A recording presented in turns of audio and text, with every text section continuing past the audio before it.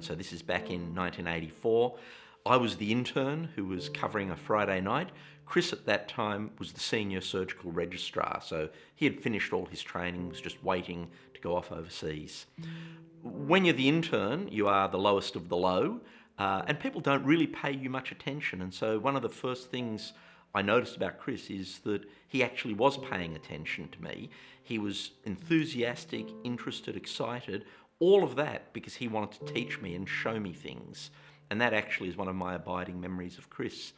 That night, when I was on, someone with appendicitis came in, and Chris absolutely insisted that we go to theatres together and that I do the operation under his close supervision.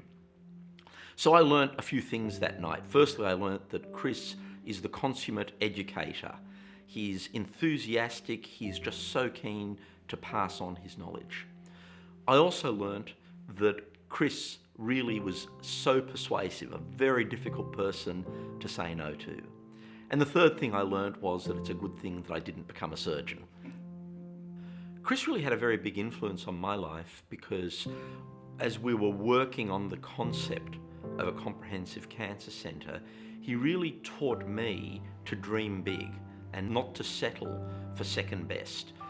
So I think Chris's legacy as it relates to Lifehouse, and in particular to the head and neck service at Lifehouse, is that he really set the culture for discovery, for innovation, and for excellence in clinical care. And that has long survived him and will continue because it was really his view that this is how you should look after sick people.